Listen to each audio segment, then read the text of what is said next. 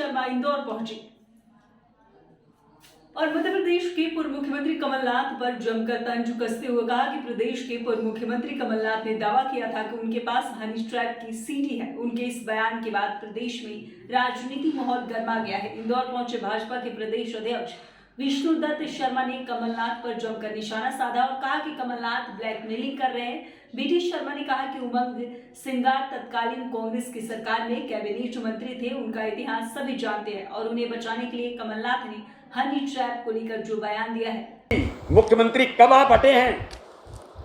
Covid के बारे में इन्हीं पत्रकार मित्रों ने पूछा था कि केंद्र की एडवाइजरी जारी हो गई, आप क्या तैयारी कर रहे हैं? एक पीपीई किट नहीं थी कमलनाथ जी, एक हॉस्पिटल के बारे में चिंता नहीं की थी, एक बैठक मध्य प्रदेश के श्रीमान कमलनाथ जी आपने नहीं की थी। आप इंदौर के अंदर आईफा अवार्ड करने के लिए यहां के अधिकारियों को बुला करके भोपाल के अंदर बैठक कर रहे थे, लेकिन कोविड पर बातचीत नहीं कर रहे थे आप। और आज आप क्या बातें कर रहे हैं?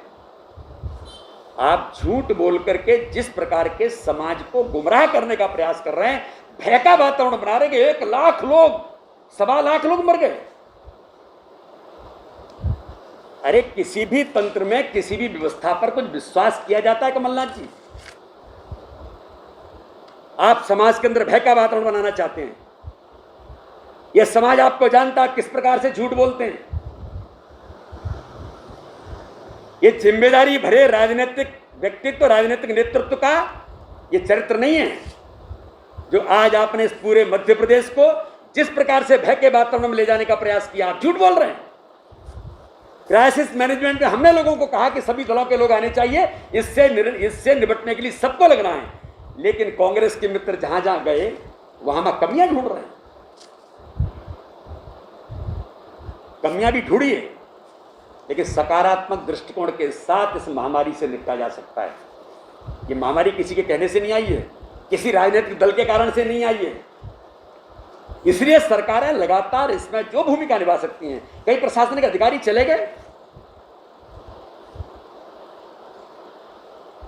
आज उनके बारे में कोई आपको दर्द होता तो मुझे लगता है हमारे पत्रकार मित्र, कितने हमारे पत्रकार मित्र अपने जी जान पर खेल करके रिपोर्टिंग कर रहे थे, आज इस कोरोना के आगोश में वो भी चले गए। उन सबके प्रति श्रद्धांजलि, बाकी सारी चीजें समाज लगातार सब लोग लगे हैं, हम लोग भी लगे हैं। मैं पूछना चाहता हूं कमलनाथ जी, अगर आप एक प्रशंसा की बात कहते कि भारतीय जनता पार्टी की सरकार ने मध्य प्रदेश के अंदर, पूरे भारत के राज्यों के अंदर इतिहास, आप कभी महाराष्ट्र की बात करते, कभी आप राजस्थान की बात करते, कभी आप छत्तीसगढ़ की बात करते, लेकिन भारतीय जनता पार्टी की मध्य प्रदेश की सरकार ने जिस प्रकार से कल माननीय मुख्यमंत्री ने जो डिक्लेरेशन किया, 1 लाख रुपए कोरोना के अंदर जो इस आगोश में चले गए, उनको मध्य प्रदेश की सरकार उनको 1 लाख रुपए देकर उनको मदद करने का प्रयास करेगी। उनके परिवार, किस राज्य ने निर्णय किया भैया? किस राज्य ने निर्णय किया कि ऐसे लोग, जो बच्चे हमारे परिवार के परिवार चले गए, बच्चे बचे हैं, कई बुजुर्ग हमारे बेचारे, उनके परिवार के बाकी लोग चले गए, उनकी बुढ़ापे की लाठी भी चली गई, उनको 5,000 रुपए पेंशन देकर ये किसने निर्णय किया है? उन बच्चों की पढ़ाई, हायर एजुकेशन।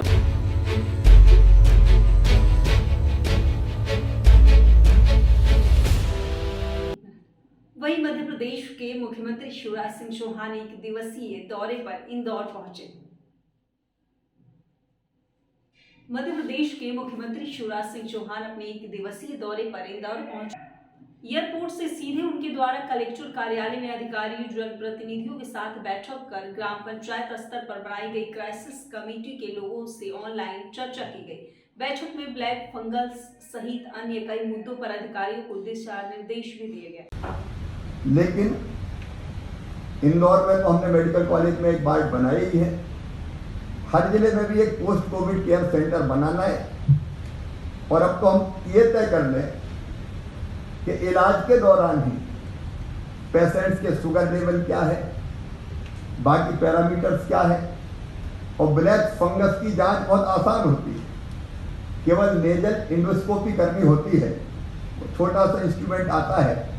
मैंने पूरे प्रदेश पे अब निर्देश दिए कि इसको आंदोलन के रूप में ले लें हम, और जरा भी संदेह हो तो अगर पहले से ही नेजल इंडोस्कोपी करके देख लेंगे, और नाक में ही अगर हमने पकड़ लिया ब्लैक फंगस को, तो वो फिर खतरनाक नहीं, वहाँ इलाज हो सकता है। अगर वो नाक से आंख में और ब्रेन में चला गया तब वो खतरनाक हो जाता है। तो वो भी निर्देश दिए हैं, इंदौर को भी इसमें लीड करना है ब्लैक फंगस के इलाज में भी, और जो प्राइवेट डॉक्टर्स हैं उनको भी हमें इकट्ठा करना है, विशेषकर ENT विशेषज्ञ हैं, और उनके सहयोग से भी हम ब्लैक फंगस की इंडोस्कोपी करके, नेजल इंडोस्कोपी करके समय पे पहचान के इलाज करने का उसका भी हम प्रयास करेंगे।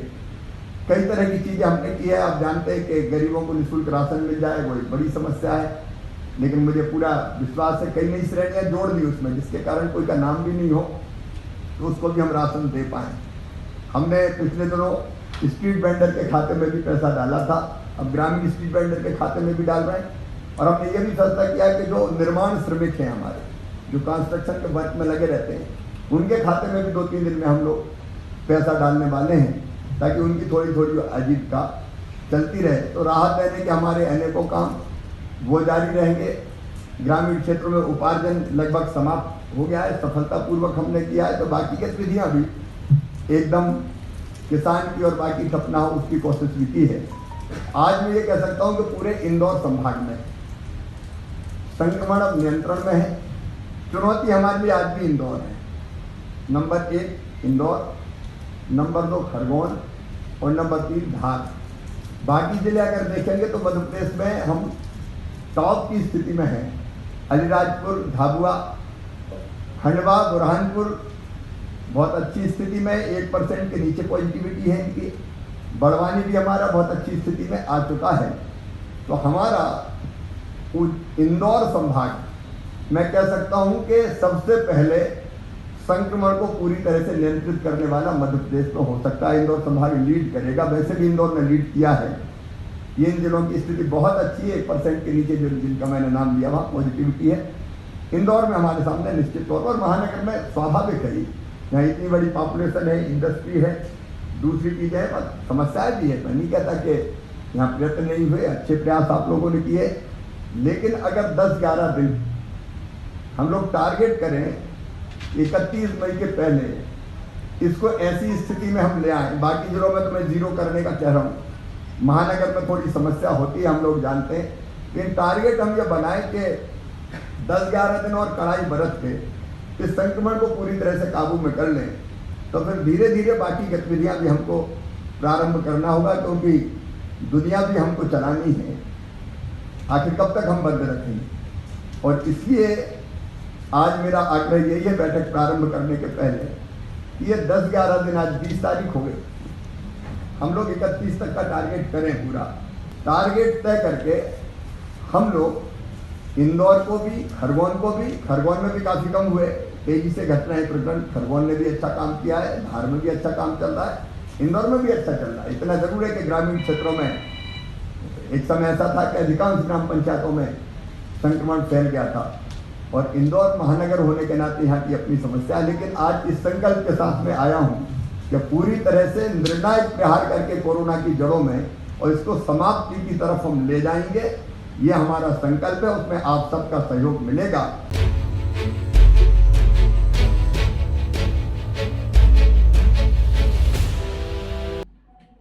वहीं नकली रेमडेसिविर बेचने वाले आरोपियों को पुलिस ने गिरफ्तार किया है।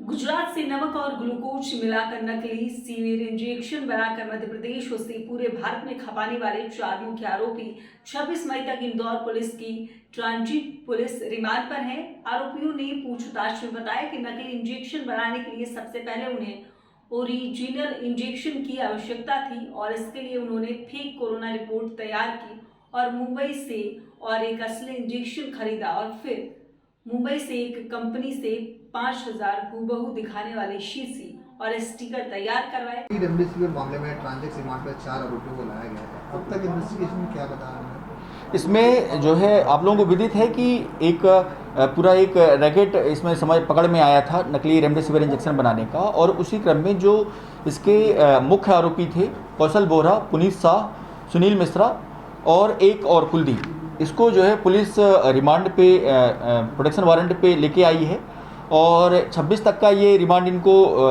पुलिस कस्टडी इनको दी गई है। पूछताछ इनसे की गई डिटेल में, और पूछताछ में इन्होंने ये बताया कि पुनीत शाह जो है डिस्पोजेबल ग्लव्स और इसका काम करता था ये, और इसके किसी मित्र ने कहा कि मेडिकल लाइन में यदि काम किया जाए तो बहुत पैसा है, और रेमडेसिविर इंजेक्शन यदि मिल जाए तो यदि अपन बना करके यदि कहीं से मिल जाए अपन को और अपनी उसकी सेलिंग करें तो बहुत पैसा बना सकते हैं। और तब इन लोगों ने कौशल बोहरा और पुनीत शाह ने प्लानिंग करी कि एक जो है अपन को असली रेमडेसिविर इंजेक्शन मिल जाए तो हम उसको कॉपी कर सकते हैं। तो इन्होंने संपर्क किया, लेकिन ये बात आई कि जब तक आपकी कोरोना रिपोर्ट पॉजिटिव नहीं होगी और आपके पास वैलिड डॉक्यूमेंट नहीं होंगे तो आपको रेमडेसिविर इंजेक्शन नहीं मिलेगा। तो इन्होंने जो है एक फर्जी कोरोना पॉजिटिव की रिपोर्ट पुनीत शाह की तैयार करी और उसके आधार पे एक असली रेमडेसिविर इंजेक्शन लिया इन्होंने। इसके बाद उसका सीसी का साइज, उसका जो रैपर है वो और उसकी क्रैपिंग है, उसमें जो कंटेंट है उसी तरह का दिखता हुआ उन्होंने सोचा कि ये कैसे बन सकता है। तो ये बात उनको पता थी, चूँकि मेडिकल लाइन में कई दोस्त थे उनके, तो ये उनको पता थी कि जब भी कोई मरीज भर्ती होता है तो शुरुआत में ग्लूकोज इंजेक्शन लगाया जाता है, तो ग्लूकोज लगाने से कोई मरता नहीं है। दूसरा ये उनको पता था कि शुरुआत में जो है कुछ एक मात्रा नमक की भी रहती है ऐसे में, तो वो भी दी जाती है, उससे भी आदमी मरता नहीं है। तो इन्होंने जो है ग्लूकोज और नमक को मिलाकर के ऐसा तैयार किया, वो तैयार किया जो कि हूबहू जो है रेमडेसिविर की तरह दिखता था और जो कि आसानी से बिक सकता था। फिर इन्होंने अपना पूरा प्लान तैयार किया कि इसकी सीसी कहाँ से तैयार की जाए, इसका रैपर कहाँ से बनवाया जाए। तो इन्होंने मुंबई में जो है एक कंपनी है वहाँ से इन्होंने सीसी का करवाया, सीसी का ऑर्डर दिया। तो शुरुआत में इन्होंने 3000 का ऑर्डर दिया था, लेकिन जो सीसी बनाने वाला उसने कहा कि 5000 से कम मैं नहीं बनाऊंगा। उन्होंने कहा ठीक है भाई 5000 बना दो। उसने 5000 सीसी इन्होंने शुरुआती दौर पे इन्होंने ली थी और रैपर छपवाए इसके, और इसके बाद इन्होंने इंजेक्शन करवाई। इन्होंने टोटल करीब ऑल ओवर इंडिया में जो अभी ये बता रहे हैं कि 5 से 6000 इंजेक्शन इन्होंने खपाए हैं। उनमें से 1200 इंजेक्शन मध्य प्रदेश में दिए थे, जिसमें 700 इंजेक्शन इंदौर में बेचे गए थे। सर ये कब से शुरुआत की थी फैक्ट्री की? ये इनका जो मुख्य काम है वो शुरू ही हुआ था, मतलब ये आप मान के चलिए कि 18 अप्रैल के आसपास से। तो ये 20 के आसपास ये मतलब फुल फ्लैश में आए थे जब इन्होंने पहली खेप जो है यहाँ पे इंदौर में सप्लाई करी थी 20 के आसपास, और इसके बाद दूसरी खेप इन्होंने 26 को सप्लाई करी थी। और इस बीच में पुलिस ने जो है इनका जो नेटवर्क है उसमें से कुछ लोगों को पकड़ा, और जब नेटवर्क इस्टेब्लिश करना शुरू कर दिया तो उस पर फिर गुजरात पुलिस ने भी काम किया और इनकी फैक्ट्री पकड़ा गई। तो ये ज़्यादा जो है बना करके और बृहद लेवल पे ये नहीं कर पाए। सर 6 लोगों को एसटीएफ पुलिस ने दिया था पुलिस को, और संजय दूसरा का इंतजार किया जा रहा था, उससे कुछ पता चला इन 6 लोगों की? इसमें जो है जो इसमें वैभव त्रिपाठी लड़का है, वैभव त्रिपाठी को सुनील मिश्रा ने 43 इंजेक्शन दिए थे। ये सुनील मिश्रा जब सामने आया तो हम लोगों ने वैभव त्रिपाठी और सुनील मिश्रा का आमना सामना कराया और ये बात बिल्कुल क्लियर है कि 43 इंजेक्शन दिए थे। इसके बाद इन लोगों ने, ये 5-6 लोग हैं जिन्होंने मिलकर के डिफरेंट जगह पे इंजेक्शन दिए थे, जिसको एसटीएफ ने पकड़ा था, और पकड़ने के बाद इनको उनमें 6 को इसमें आरोपी बनाया गया है। सर सुनील मिश्रा का इन दोनों जो आरोपी उनसे किस तरह का संबंध है? इसमें क्या था कि सुनील मिश्रा जो है डिस्पोजेबल का काम करता था, मतलब ग्लव्स बनाने का और ग्लव्स खरीदने बेचने का, इस टाइप का। तो इस माध्यम से वो संपर्क में आया था। बाद में जब रेमडेसिविर की जरूरत पड़ने लगी तो रेमडेसिविर इसने जो है इनसे संपर्क किया, तो उन्होंने कहा कि ठीक है मैं प्रोवाइड करा दूंगा, और इस तरीके से ये सुनील मिश्रा संपर्क में आया। कायदे से अभी तक जो बात सामने आई वो ये है कि शुरुआती दौर में सुनील मिश्रा को भी नहीं पता था कि ये जो है इंजेक्शन नकली दे रहे हैं इसको। बाद में जब ये पता चलने लगा कि ये जो है ये इंजेक्शन कई बार शरीर के अंदर जाने में दिक्कत हो रही है कुछ मरीजों को, तो फिर इसको पता चला कि ये नकली हैं। तो इसके बाद फिर इसने जो है तब भी इसने रोका नहीं उस चीज़ को, तो दोषी तो है। सर क्या मुंबई से जहाँ पर स्टिकर वो बनवाए थे उन पर भी कार्रवाई? बिल्कुल, इसमें जिन लोगों ने जो है इसके नकली स्टिकर तैयार किए हैं और कॉन्स्पिरेंसी में शामिल थे, नकली इंजेक्शन बनाए हैं, वो सभी इसमें आरोपी बनेंगे। सर जो रेमडेसिविर कंपनी है उससे भी पत्राचार किया जाएगा? हाँ बिल्कुल, इसमें जो रेमडेसिविर की कंपनी है जिसका इन्होंने किया है उससे भी हम लोग संपर्क कर रहे हैं और उसको भेजेंगे। और इसमें भी जो कॉपीराइट एक्ट, इसमें ट्रेडमार्क का इसका उल्लंघन है ये, तो उसका भी जो है इसमें धाराएं बढ़ाई जाएंगी। सर